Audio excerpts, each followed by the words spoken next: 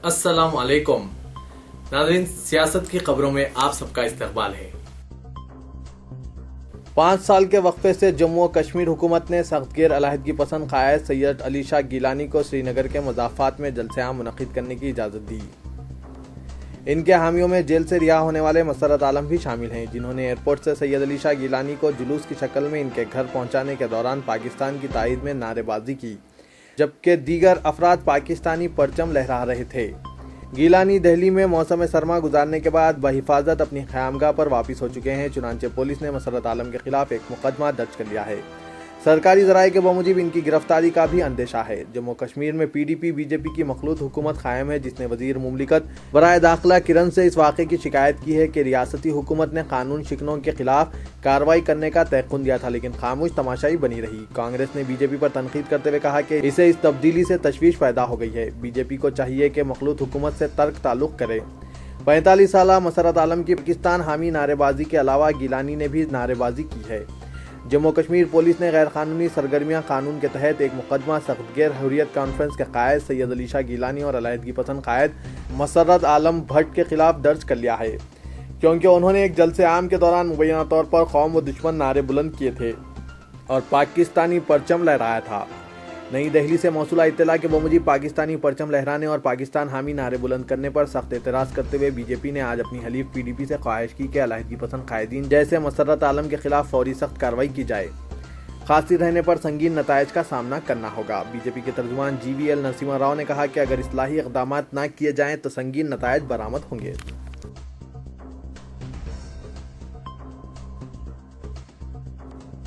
महाराष्ट्र और उत्तराखंड के 3 हलकों में मुनक्किदा ज़मीनी इंतखाबात में हमदर्दी की लहर के सबब शिवसेना, कांग्रेस और NCP की खातून उम्मीदवारों ने कामयाबी हासिल की, लेकिन मुंबई की मशरक़ी बांद्रा नशिस्त पर कांग्रेस के ताकतवर उम्मीदवार नारायण राणे को शिकस्त हो गई। सिर्फ 6 माह के दौरान राणे की यह दूसरी इंतखाबी शिकस्त थी। पंजाब के हल्के धोरी में मुनक्किदा ज़मीनी इंतखाबात में शिरोमणि अकाली दल ने काबिल लिहाज अक्सरियत के साथ कांग्रेस के कब्जे से नशिस्त छीन ली, जहां अकाली दल के उम्मीदवार गोविंदर सिंह ने साबिक़ चीफ मिनिस्टर गुरसरजीत सिंह बरनाले के पोते को शिकस्त दी। महाराष्ट्र के साबिक़ चीफ मिनिस्टर 63 साला नारायण राणे को गुज़िश्ता अक्टूबर में कोंकण में वाक़ई इनके हल्के कोनकादली में शिकस्त हो गई थी और आज बांद्रा से शिवसेना के मुतवफ़ी रुकन बाला सावंत की बेवा तिरुपति सावंत के मुकाबले 19,008 वोटों से शिकस्त हो गई। तिरुपति सावंत को 52,711, राणे को 33,703 वोट हासिल रहे। मजलिस के रहबर खान 15,050 वोट लेकर बहुत दूर के तीसरे मुकाम पर रहे।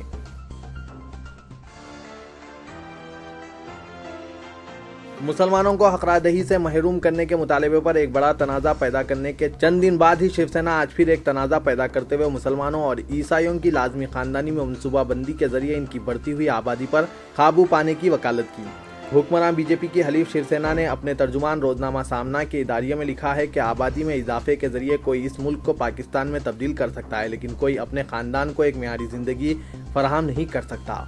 शिवसेना ने इस मसले पर ऑल इंडिया हिंदू महासभा की नायब सदर साध्वी देव के नज़रियात की तायद भी की, लेकिन कहा कि साध्वी ने इदारे ख्याल में अल्फाज का गलत इंतखाब किया था। साध्वी ने कहा था कि मुसलमानों और ईसाइयों की आबादी में इजाफा मुल्क के लिए ख़तरनाक है, चुनांचे इनकी जबरी नज़बंदी की जानी चाहिए। शिवसेना ने कहा कि साध्वी को चाहिए था कि वो जबरी नज़बंदी के बजाय लाजमी फैमिली प्लानिंग का लफ्ज़ इस्तेमाल करना चाहिए था।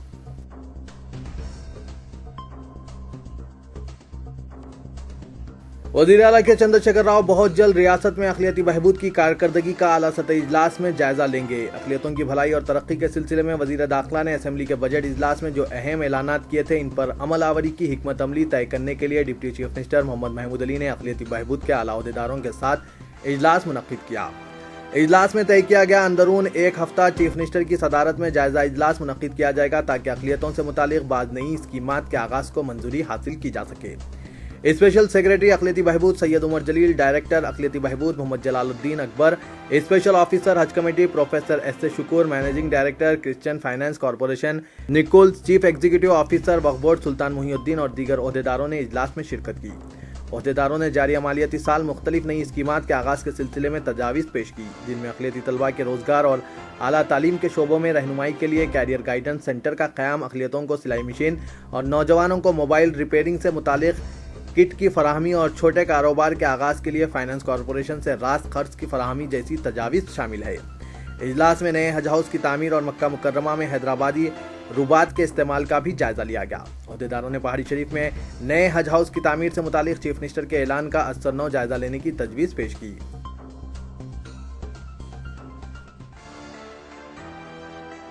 وقار احمد اور اس کے 4 ساتھیوں کو نلگنڈے کے آلیر میں مبینہ فرضی انکاؤنٹر میں ہلاک کیے جانے کے خلاف آج ہائی کورٹ میں رد درخواست داخل کی گئی۔ مہلوک نوجوان وقار احمد کے والد جناب محمد احمد نے آج ایک رد درخواست داخل کی، جس میں ان کے فرزند اور دیگر نوجوانوں سید امجد علی، ڈاکٹر حنیف محمد ذاکر اور اظہار خان کو فرضی انکاؤنٹر میں ہلاک کرنے میں ملوث خاطی پولیس عہدیداروں کے خلاف عدم کارروائی کی شکایت کی۔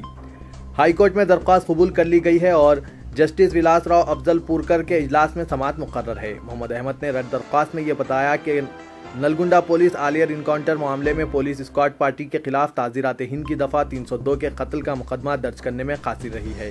قانون ہلاکت میں ملوث ہونے والے قاطی عہدیداروں نے اسے انکاؤنٹر کے ذریعے انسانی حقوق کی پامالی نہیں کی ہے، بلکہ دستور میں شہریان کو فراہم کیے گئے کئی حقوق کی پامالی بھی کی ہے۔ ہائی کورٹ سے درخواست گزار نے اپیل کی کہ وہ مہلوکین کی نعشوں کا دوبارہ پوسٹ مارٹم کیا جائے اور ان کی جانب سے 11 اپریل کو آلیر پولیس اسٹیشن میں درج کی گئی شکایت پر کارروائی کی ہدایت دی جائے۔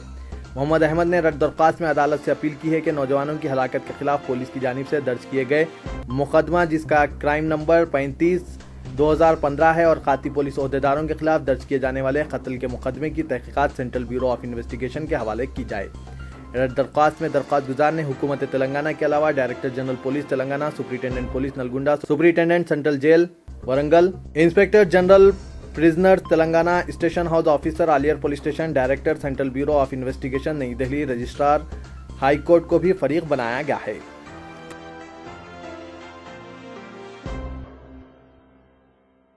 ضلع رنگا ریڈی میں حیات نگر منڈل کے دیہات تھرور میں پھیلا برڈ فلو کیس پائے جانے کے بعد اس علاقے کے 10 کلومیٹر احاطے میں اینیمل ہسبینڈری ڈپارٹمنٹ اور ریاستی حکومت کے عہدیدار برڈ فلو صورتحال پر قریبی نظر رکھے ہوئے ہیں۔ دریاسنا علاقے تلنگانہ میں حکام نے حیدرآباد کے قریب، جہاں پر برڈ فلو کے پہلے کیس کی اطلاع ہے، مرغیوں کو تلف کرنے کا سلسلہ جاری ہے۔ تھرور دیہات حیات نگر منڈل میں پولٹری فارم میں ہزاروں مرغیوں کو تلف کر دیا گیا۔ اس دوران محکمے نے اعلان کیا ہے کہ آئندہ 2 تا 3 دن احاطے میں 1,45,000 مرغیوں کو تلف کر دیا جائے گا۔ اس احاطے میں آنے والے تمام 5 فارمز کو انفیکشن زون قرار دے دیا گیا ہے اور یہاں مرغیوں کو تلف کرنے کا کام جاری رہے گا۔ Director animal husbandry department D Venkateshwarlu نے بتایا کہ مرغیوں کو تلف کرنے کے کام کے لیے 65 ٹیمیں تشکیل دی گئی ہے اور ہر ٹیم 4 تا 5 ورکرز پر مشتمل ہوگی۔ بتایا گیا ہے کہ حکام نے منگل کے روز 35,000 چکنز کو تلف کیا اور سرینیواس ریڈی پولٹری فارم کے اسٹاف کو سیفلو دوا دی۔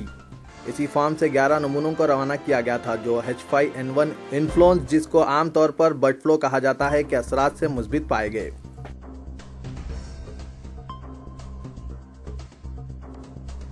پیٹرولیم کمپنیوں کی جانب سے آج شب پیٹرول اور ڈیزل کی قیمتوں میں پھر ایک بار معمولی کمی کی گئی ہے۔ بتایا جاتا ہے کہ پیٹرول کی قیمت میں 80 پیسے اور ڈیزل کی قیمت میں ₹1.30 کی کمی کی گئی اور ان کم کردہ قیمتوں پر آج شب سے ہی عمل آوری ہو گئی۔ بتایا جاتا ہے کہ شہر حیدرآباد میں پیٹرول کی قیمت میں کمی کے بعد فی لیٹر پیٹرول کی قیمت ₹66.88 اور ڈیزل کی قیمت میں کمی کے بعد فی لیٹر ڈیزل کی قیمت ₹53.45 ہو گئی ہے۔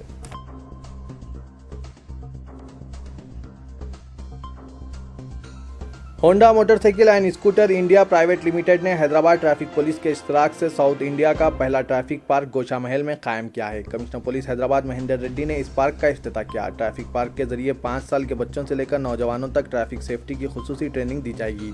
اس پارک کے ذریعے بچوں کی بالخصوص ٹریفک سگنلز، زیبرا کراسنگ اور اسپیڈ بریکرز اور دیگر ٹریفک قوانین سے واقف کروایا جائے گا۔ ہونڈا ٹریفک پارک تمام عمر کے افراد کے لیے پیر تا ہفتہ مفت ٹریننگ فراہم کرے گا اور خواتین کو 2 ویلر چلانے کے لیے خصوصی ٹریننگ دی جائے گی اور اندرون 4 گھنٹے خواتین اس ٹریننگ کے ذریعے ڈرائیونگ سیکھ سکتے ہیں۔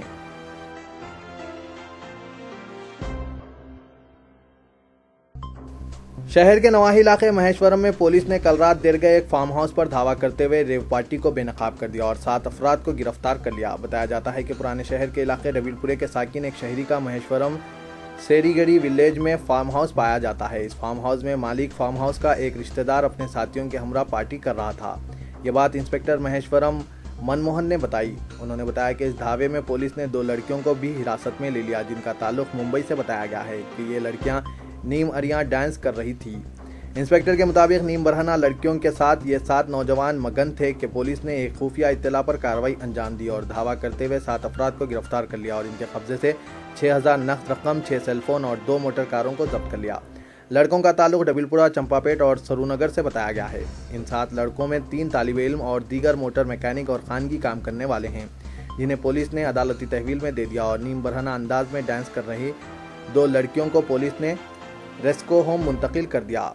पुलिस ने बताया कि इस फार्म हाउस में ये पहली पार्टी थी। तो ये था आज का खबरनामा। दीजिए इजाजत, अल्लाह हाफिज।